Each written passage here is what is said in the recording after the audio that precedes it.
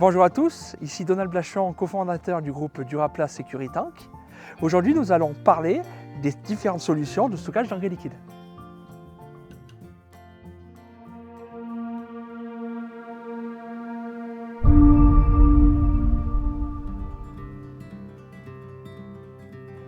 Quelle est la différence entre les citernes métalliques de stockage, les citernes en fibre de verre, les citernes en polyéthylène et les poches souples? Alors un peu d'histoire, tout a commencé avec les cuves en métal. Dans le temps, on trouvait des vieux wagons des SNCF, des cuves qui faisaient 2 cm d'épais, qui arrivaient à durer une vingtaine d'années, avec un engrais liquide qui était moins agressif. Il faut le dire qu'aujourd'hui, avec les nouveaux engrais liquides qui ont des additifs à l'intérieur. D'une part, aujourd'hui, il y a des réducteurs de cations métalliques qui ne vont pas uniquement faire une oxydation sur la cuve, mais qui vont faire des échanges avec le métal et solubiliser le métal, d'une part. Donc, tout dépend pour quelle utilisation. Si c'est pour du gasoil, par exemple, ça peut être une solution.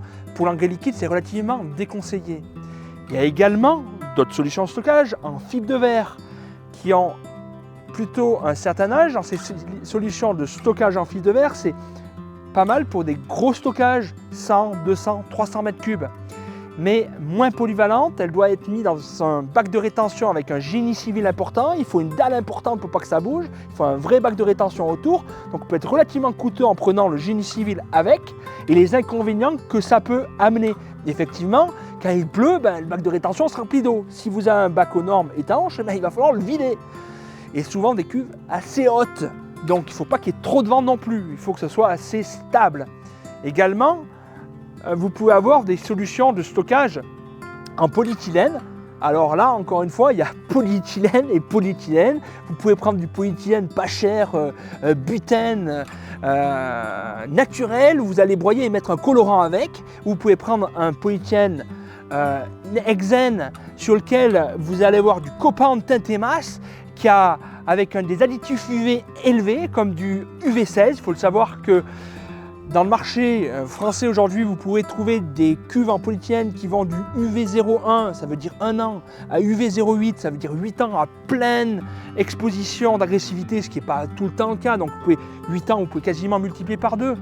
Alors que vous avez d'autres marques comme Duraplast qui vont faire des solutions de stockage UV16 qui est fait pour durer 16 ans à pleine agressivité, ce qui ne sera pas le cas. Donc vous pouvez quasiment doubler par 2.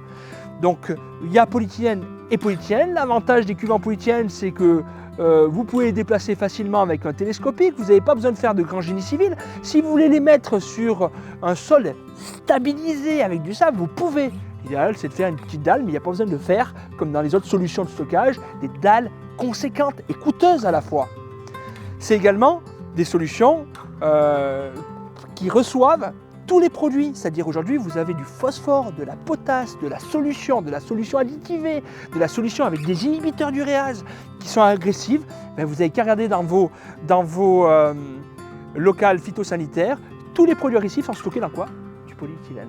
Le polyéthylène reste la matière qui a des résistances relativement intéressantes. C'est pour ça que, comme vous pouvez avoir derrière, vous pouvez avoir soit des grosses cuves, soit plusieurs petites, comme on a ici, qui peut nous permettre d'aller dans le sens de l'évolution, où on peut mettre différents types d'azote plutôt qu'une grosse cuve.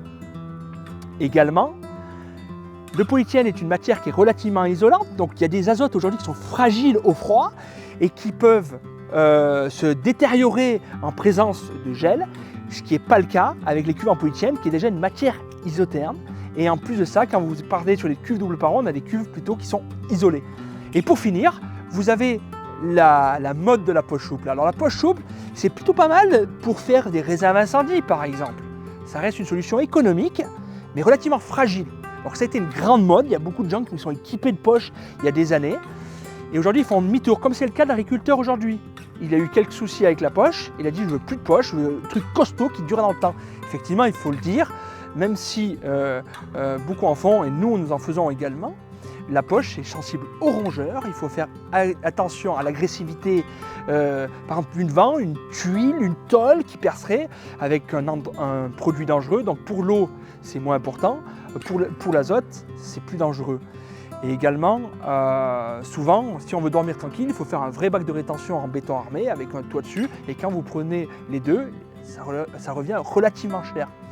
Donc l'idée, et en plus de ça, ça ne reçoit pas les nouveaux azotes. Vous n'avez pas de système de brassage, c'est pas isolé et il y a beaucoup de matières qui ne résistent pas à l'agressivité des nouveaux additifs qui sont développés sur le marché.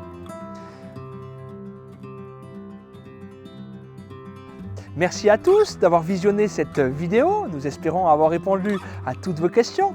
Et si ce n'est pas le cas, nous se ferons un grand plaisir d'y répondre par téléphone. Vous pouvez nous contacter ou regarder sur notre site internet. À très bientôt chez Duraplace.